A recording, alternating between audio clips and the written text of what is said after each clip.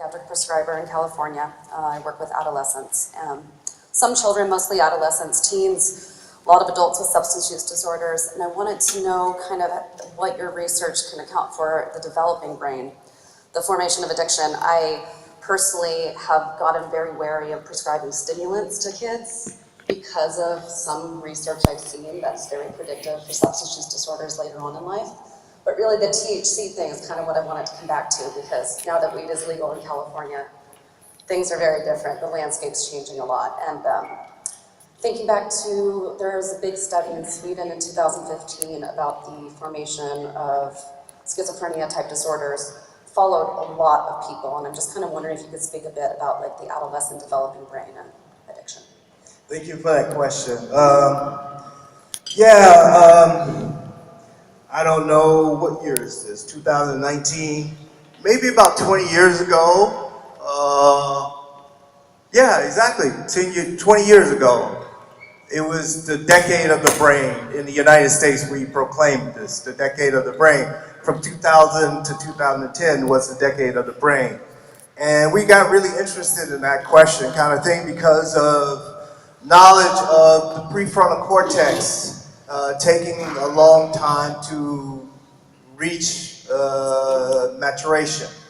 The prefrontal cortex, of course, is this thing that kind of helps us to be human, kind of sets us apart in general from other animals. It's the planning, the thinking, and a number of other things. That develops later in our life, in late adolescence, early adulthood.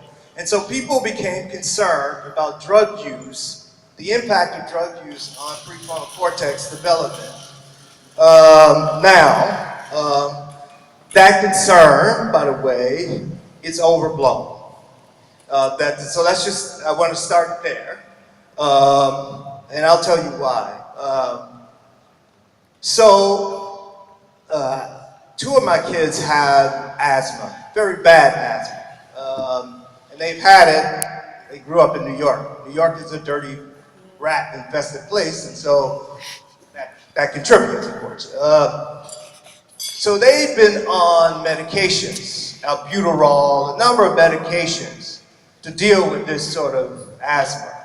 Other kids have been on medications for other things, and we didn't hear the kind of concern about the prefrontal cortex in that regard, and histamines that we give kids and that sort of thing. We hear this concern when it comes to drugs like cannabis or drugs that people use recreationally. And so it becomes this sort of argument that sounds reasonable, but I'm saying that it's convenient. Now, I'll tell you what I think. There isn't any evidence that has shown that giving children medications at doses that are appropriate for their size, weight, that sort of thing. There's no evidence to show that that disrupts any kind of development, and the prefrontal cortex, I think that much of what the prefrontal cortex is, it happens long before the final stage. But still, that's okay.